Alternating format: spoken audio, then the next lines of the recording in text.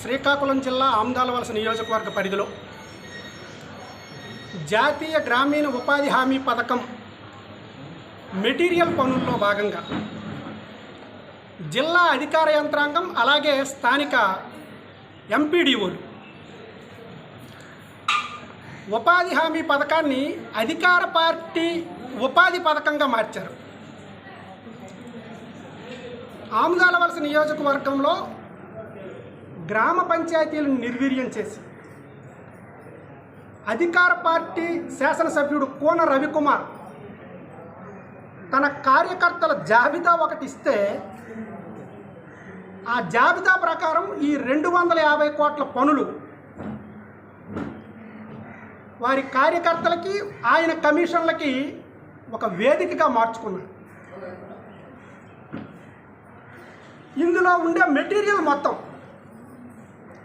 తన క్రషర్ల ద్వారా వారి సోదరుడు కాంట్రాక్టర్ కాబట్టి ఆయన మెషినరీ ద్వారా పూర్తి స్థాయిలో పనులు చేసుకొని కోట్ల రూపాయల దోపిడీకి పక్కా వ్యూహం పన్నారు. అదే విషయంపై జిల్లా అధికార యంత్రాంగానికి ఈరోజు మేము ఫిర్యాదు చేయడం జరిగింది.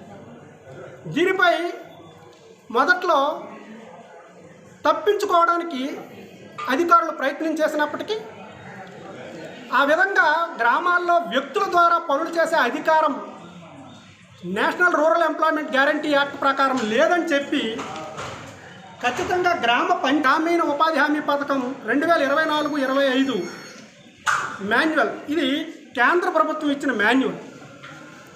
దీని ప్రకారం గ్రామ పంచాయతీలు మాత్రమే మెటీరియల్ని ప్రొక్యూర్ చేయాల్సిన పరిస్థితి. గ్రామ పంచాయతీలు తప్ప వేరే ఏ ఒక్కరూ మెటీరియల్ను తీసుకునే పరిస్థితి లేదు. కానీ స్థానిక అధికారులను భయపెట్టి అధికార పార్టీ నాయకుల ఒత్తిళ్లకు తలొగ్గి స్థానిక ఎంపీడీఓలు వారు ఏ జాబితా ఏ పనికి ఈ పనికి ఇతను, ఈ పనికి అప్పారావు, ఈ పనికి సుబ్బారావు, ఈ పనికి రామారావు ఎవరి పేర్లు ఇస్తే వాళ్ళ పేర్లతో పనులు చేస్తున్నారు. ఇది పూర్తిగా చట్ట వ్యతిరేకం. ఖచ్చితంగా దీన్ని నిలుపుదల చేసి చట్ట ప్రకారం పనులు చేసి గ్రామ పంచాయతీల హక్కులు కాపాడాల్సిందిగా మేము ఈరోజు కలెక్టర్ గారిని కోరడం జరిగింది.